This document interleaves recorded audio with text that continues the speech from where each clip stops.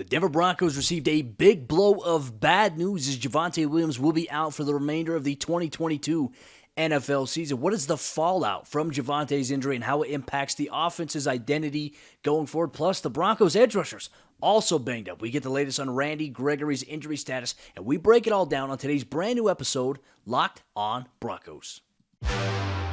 You are Locked On Broncos, your daily Denver Broncos podcast. Part of the Locked On Podcast Network. Your team every day. What's up, Broncos country? Welcome into a brand new episode of Locked On Broncos, your daily Denver Broncos podcast, part of the Locked On Podcast Network, your team every day. Thank you so much to everybody in Broncos country for tuning in and making Locked On Broncos your first listen of the day. Every single day, all year long, free and available everywhere you get your podcast in audio format, or whether you watch us on YouTube. Do us a favor, hit that subscribe or that follow button so you never miss out on a day's worth of Denver Broncos news, content, coverage, and more. From the South Stands to the end zone, I'm your host, as always, Cody Roark, Broncos reporter from Mile High Sports, joined alongside, as always, by my co-host, Sayre, Bedinger, site expert, predominantlyorange.com. Not the news that Broncos country wanted to receive here on today's episode, Locked On Broncos. The fears were confirmed. Javonte Williams will miss the entire 2022 NFL season with a torn ACL, a torn LCL, which is the lateral collateral ligament, and a posterior lateral corner. This is going to be a little bit of an extensive recovery for him, a little bit more typical than what you normally see with players with ACLs. But Sayre, the worst news possible here for the Broncos, for Broncos country. Just bummed out for Javonte because he is a guy that the Broncos really wanted to build around offensively this season alongside Russ. And it's unfortunate now, this big injury is a major setback.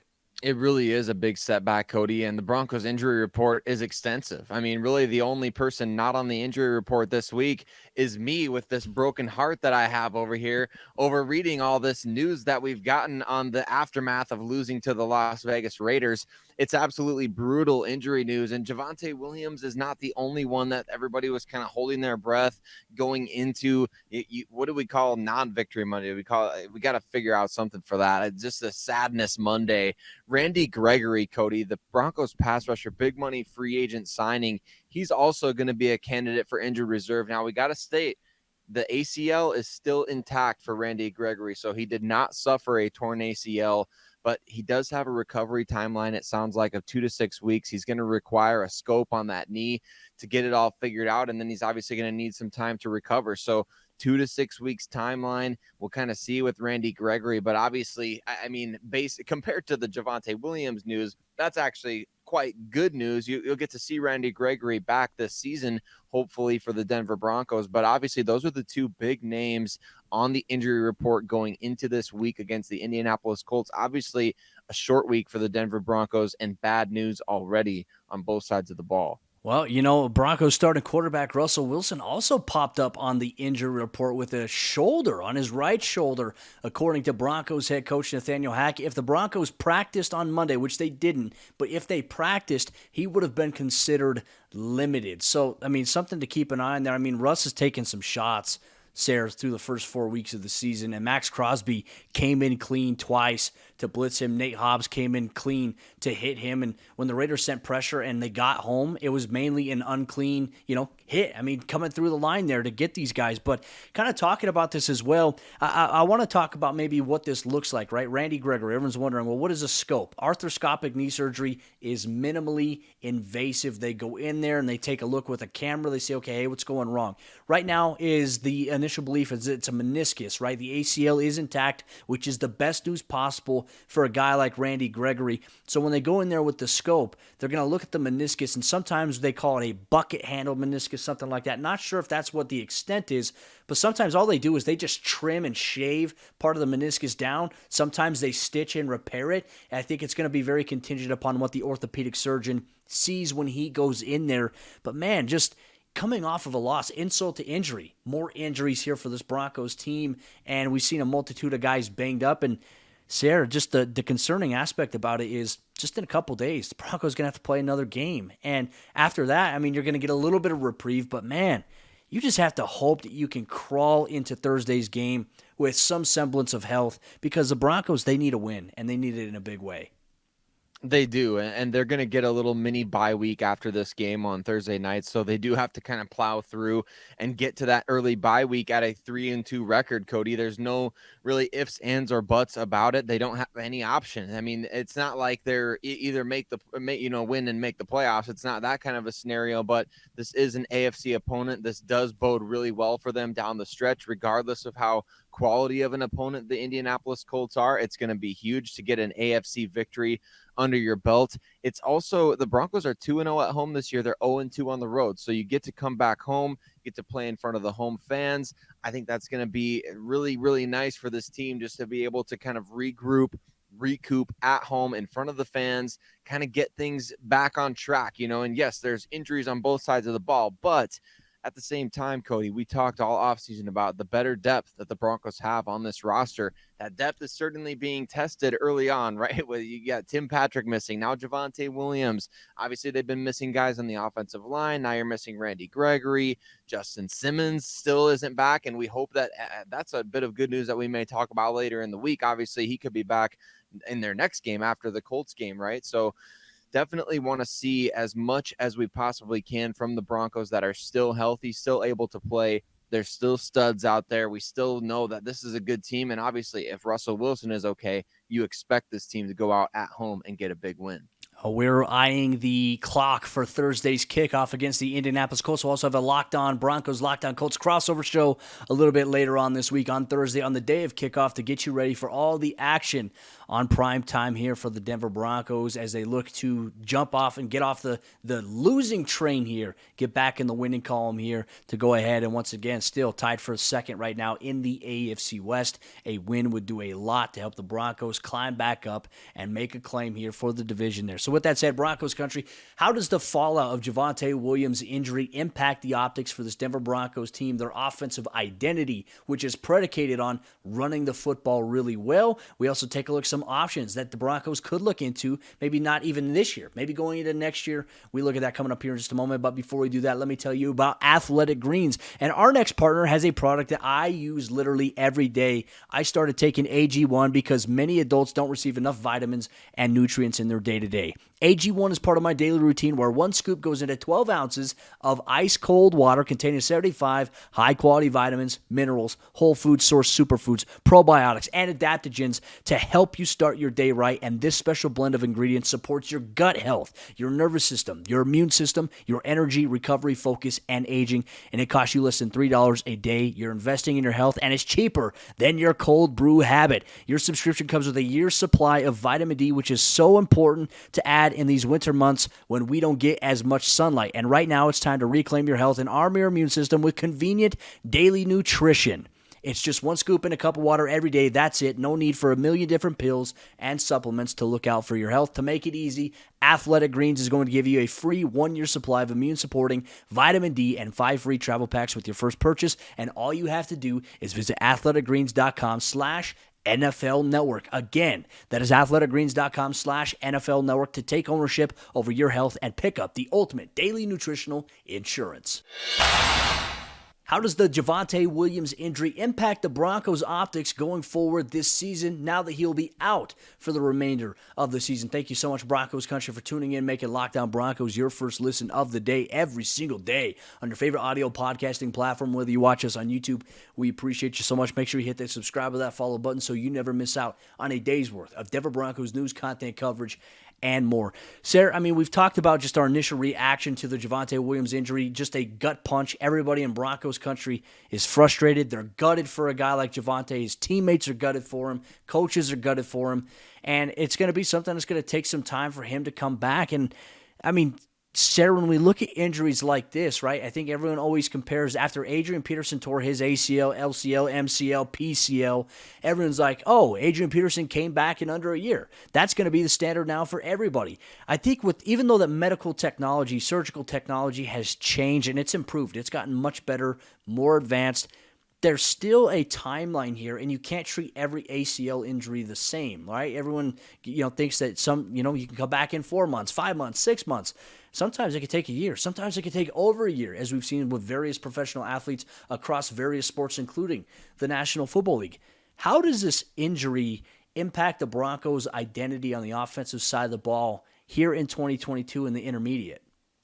Well, I think instead of Javonte Williams being the clear running back one, now you're going to go to a true committee approach at the position, obviously starting with Melvin Gordon. And I know that's not what a lot of people are going to want to hear after the fact, and Adam Schefter even dropped this in a tweet, Cody, which I found interesting. I wonder who fed him this information. Not only does Melvin have 4 fumbles in his last 4 games or 5 fumbles in his last 5 games dating back to last season, but as Adam Schefter pointed out, he has 3 lost fumbles that have been recovered and returned for touchdowns over the course of the Broncos' last 12 games dating back to the 2021 season.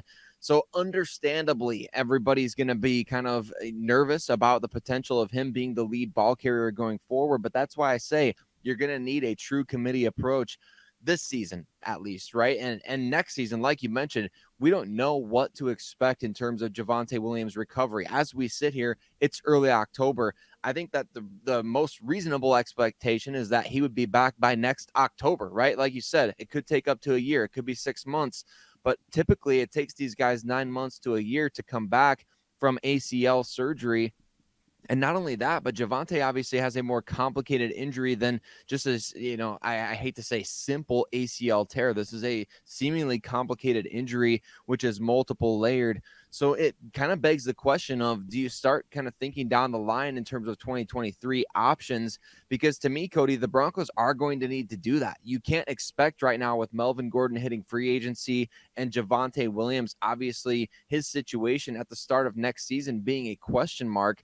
I think you kind of almost have to put one eye on the future at this point. Mike Boone is even going to be a free agent next year for the Broncos. And I know a name that's been thrown out there is Antonio Gibson, obviously from the Washington Commanders. But, even Sayre, hey, there's also another point. He has a history of fumbleitis as well. So it's like, what do the Broncos do here? I feel like for George Paton, Sayre, as much as we've talked about the moves that he's made and just the Broncos' depth and everything like that, it feels like everything that he has done to put, I think, a really good football team on the field with players and things like that, we're seeing these domino effects of injuries and things setting that back a little bit. I'm very eager to see how George Paton responds, what he does operationally from the organizational standpoint, personnel department, as it pertains to maybe addressing some of these injuries that have happened here early on. To me, I think that's the biggest test we're going to see so far for George Paton early on in his tenure as general manager for this Broncos football team. There is that. But, you kind of going back to the point. What can the Broncos do right now? I think a by-committee approach is exactly what you mentioned. Now, before Javonte Williams' injury, it was primarily Javonte getting majority of the rushing carries. Then it was Melvin Gordon behind him. And we saw over the last couple of weeks a little bit of sprinkle of Mike Boone. I think it has to change, though, Sayre, to your point. It has to be Melvin Gordon. It has to be Mike Boone. It even has to be Devine Ozigbo or somebody else that they poach off a practice squad down the road here that needs to contribute here because Russell Wilson can't keep taking shots. You need a run game to take the pressure off of having the quarterback have to throw the ball so many times. Russell Wilson was not the issue for the Denver Broncos in Sunday's loss to the Las Vegas Raiders. Russell Wilson was a bright spot for them. We started to see exactly the Russell Wilson that the Broncos wanted to get, why they signed him. We saw that, but it's the pieces around you. It's the offensive line. It's pass protection. It's running back play. It's being able to run the ball that makes it even more effective there. And that, I think, is the same story for many teams around the National Football League, maybe minus the Josh Allens of the world, the Patrick Mahomes. Those circumstances are very different because those guys are a little younger. They're playing at peak performance right now. I just think that right now you have to put trust in Melvin Gordon as hard as it is for Broncos country to even come into Thursday's game and say, you know what? All right, we're going to give Melvin a shot. But here's the thing. Doesn't matter what you and I think. It doesn't matter what the fans think. It matters what Melvin Gordon's coaches and his teammates and ultimately himself, how he thinks.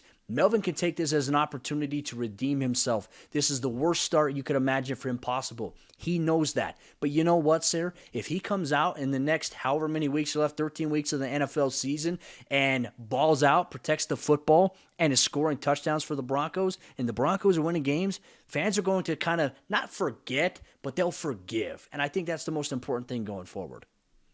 It really is. And I think you're absolutely right about that. It's kind of like when, the fact the Broncos just this last week, you play an 0-3 Raiders team. It's kind of like, well, things are just really going against the Raiders and Josh McDaniels is doing such a terrible job. But at the same time, you kind of expect things to flip around at some point, right? You expect teams like that have so much talent to get off the schneid, so to speak. And you kind of expect the same from Melvin Gordon. Yes, fumbling has been an issue throughout his career, but right now he's kind of on a bad streak. So at some point, what goes up must go down, or whatever analogy or whatever euphemism you want to use, something's going to eventually click for him. It's like a baseball hitter that is in a big slump, and it's like, why is this guy not hitting home runs right now? And then all of a sudden he goes on a streak where he's hitting 20 home runs in 1 month. So I mean, Melvin Gordon has the ability, Cody. We know he has the talent. We know he's obviously a very good runner. As Nathaniel Hackett pointed out in his Monday press conference, even on the run that he fumbled the ball, it was a good run. You just got to hold on to the ball at the end of it. And that's been the case for him, right? It's been an issue of fumbling at the end of big plays, or maybe he's just not keeping the ball secure in the scrum that he gets into because he's fighting for extra yardage. And I think a lot of people like to say you can find running backs anywhere. That's not necessarily true during the regular season, right? It's true during the offseason. A lot of times, like you're seeing teams like the Atlanta Falcons, you can rotate in a guy like Tyler Algier, or as we're recording this, Jeff Wilson for the 49ers is sprinting for a touchdown. So yes, running backs are readily available in the offseason. In the regular season, everybody's got their teams loaded now, and the practice squads are loaded up. So you can't just go and take somebody off free agency. It's going to require Melvin Gordon to get back on the horse, pun fully intended. He's got to play big time role going forward. He does. And look, Broncos country, like I said, I get it. 2-2. The Broncos lost to the Raiders. It's done. It's over with. Melvin Gordon has had fumbling issues. You have to forgive and hope that he moves on, because guess what? It impacts your favorite football team. And hopefully Melvin Gordon can carry these over, learn from these mistakes, and help the Broncos win some games, because they're going to need him. And Broncos country, he's going to need you as well. So let us know what you think down below in the YouTube comment section. But coming up here in just a moment, the Broncos edge rusher room is also banged up outside of Randy Gregory's injury. What does the rotation potentially look like this week for the Broncos at edge rusher? You get to that coming up here in just a moment. But before we do that, let me tell you about BetOnline.net. BetOnline.net is your number one source for football betting info this season. You can find all the latest player developments, team matchups, news, podcasts, and in-depth articles and analysis on every game that you can find. And as always, BetOnline remains your continued source for all your sport wagering information, with live betting and up-to-the-minute scores for every sport out there. They're also the fastest and the easiest way to check in on all your favorite games and events, including MLB, MMA, boxing, and golf. So head to betonline.net or use your mobile device to learn more. BetOnline, where the game starts. Injuries continue to impact not just the Denver Broncos, but the entire National Football League. We'll put some things into perspective here, but the Broncos edge rusher group is banged up. What do they do this week with an Indianapolis Colts team coming to town? Thank you so much, Broncos country, for tuning in, making Locked On Broncos your first listen of the day every single day on your favorite audio podcasting platforms, or whether you watch on YouTube. Thank you so much for taking time out of your day to interact with both Sayre, Bedinger, and myself. And just a friendly reminder, in the YouTube comment sections, keep things civil, keep things respectful. Whether you're talking to me or Sayre, whether you're talking to another Broncos fan, be respectful, especially in times where frustration is mounted during losses. Be kind to one another, Broncos country. That's one of the main rules we have here on the show. But with that said, Sayre, I wanted to address something a little bit, because as we see injuries pile up, we're starting to see the same low-hanging fruit off the grapevine that people are grabbing, saying that the Broncos need to fire their strength and conditioning staff because of all these injuries. People, that's not how it works. Strength and conditioning staffs are not responsible for injuries. Now, here's the thing. If a player gets injured during a strength and conditioning session, obviously there's some liability that falls on the strength and conditioning staff. But these guys have one of the best programs in the entire country in the offseason, with building strength, building muscle, and also maintaining. In season, a lot of it is maintenance, things that they've built in the offseason, things that they continue to do to stay in peak physical shape. And then there's the active recovery. I don't know if people realize this. Kinesiology, if you ever studied that in college, exercise science, if you've ever done that, there's some people out there that have, you know exactly what I'm talking about. You can't always do everything to prevent injuries in a physical contact sport like football, because it is fast. It is the most physical sport on the planet, and there's so many different factors like speed, the amount of force that a player puts in the turf or on the grass when he goes to plant, and also contact. Contact impacts that, but not to mention player diet and choices that they do outside of training, outside the facility, also have an impact, plus overworking at times. But the NFL has curbed that with their new CBA, which, under Vic Fangio, that was a huge issue. And I'd say that's a big reason why the Broncos had injuries, because Vic Fangio overworked guys, kept guys out there too long. Players have been on the record of talking about that. It's a different approach here. And in strength and conditioning staff programs, Sayre, one of the major things that they do injury prevention exercises as well. It's one of those things that happen. But obviously, as we're going through and we're recording this show right now, the Denver Broncos have made a move, and that is the Broncos are signing running back Latavius Murray off of the New Orleans Saints practice squad, and he was running hard. And look, he's had some big games against the Broncos a couple years ago. Remember, Sayre? He ran wild for a big-time touchdown when the Broncos had to play Phillip Lindsay as the quarterback. Yes. Cody, I'm kind of blown away by this because you and I had talked about this before the show on Sunday night, and we were just kind of going through the list of names, and you and I brought up the name Latavius Murray, and you were like, no, he actually just had a big game for the Saints on, on Sunday morning against the Vikings. And sure enough, I mean, the Broncos poach him off the practice squad a day later. So I'm just as surprised by this as anybody. I think obviously Latavius Murray has the ties to George Paton, being that, Paton was part of the front office when they drafted him out of UCF with the Minnesota Vikings. And he's had a long career, Cody. I mean, you don't see a lot of running backs playing beyond the age of 30 at a high level, but obviously Latavius Murray has been able to do so, specifically against the Vikings. Like you mentioned, 11 carries, 57 yards, good for over 5 yards a carry, obviously. And he had a touchdown in that game. So only 26 offensive snaps, very effective. Cody, to me, this is it's a big deal. I mean, it's a big move, and obviously the Broncos kind of needed something like this to be able to have a stable veteran that could come in and complement Melvin Gordon. We talked about Mike Boone not necessarily taking full advantage of every opportunity that he was given. Maybe you don't extend that really trust that is needed to be able to make him a permanent fixture as the running back 2 with 13 games remaining.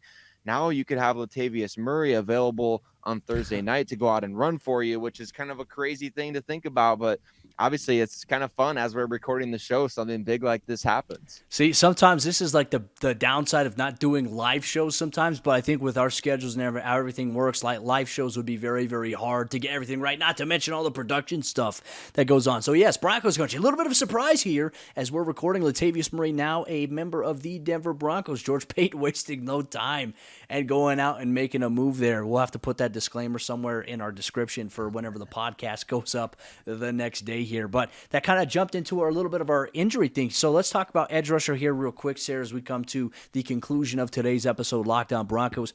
Randy Gregory, 2 to 6 weeks potential timeline for him. He's going to be out. You have Aaron Patrick, who's in concussion protocol, will likely be out of this week's matchup. Key special teams guy. Jonathan Cooper has missed the last 2 games with an injured hamstring. So right now, the Broncos edge rushers, Bradley Chubb, Baron Browning, and Nik Bonitto, the Broncos rookie. I mean, what do the Broncos do this week at edge rusher specifically? Well, maybe you're looking at a promotion for Jonathan Kongbo up off the practice squad, Cody. I know we didn't see a ton from him in the preseason, but he is the Broncos edge rusher on the practice squad. And so that's the guy that you would call up if you're going to call somebody up. But I just don't know. Do you go into a game, even though it's a Thursday night game, do you go into a game with only 3 guys coming off the edge? Given the fact an injury could happen at any point in time, we obviously know Baron Browning has had an injury already this season. Bradley Chubb, obviously coming off a couple of significant injuries, but he's playing really well. So it's one of those things where do you promote Kongbo as an emergency and you just hope that those 3 guys stay healthy, or do you go out and sign somebody? I don't know who's all available right now. I know our old pal Andre Mintz is still out there as a free agent. I don't know why he hasn't stuck on with anybody else after making the Broncos roster last year. But we'd have to kind of go through and cycle through another list for that. But the likeliest outcome, probably Jonathan Kongbo getting promoted for this Colts game. We'll have to see how everything goes out. Last time I checked, I know Andre Mintz during training camp after he was released by the Broncos went and had a little bit of a brief stint with the Minnesota Vikings. So you never know. I mean, we could see a reuniting factor there. Maybe Jonathan Cooper returns this week, but man, it's a short week.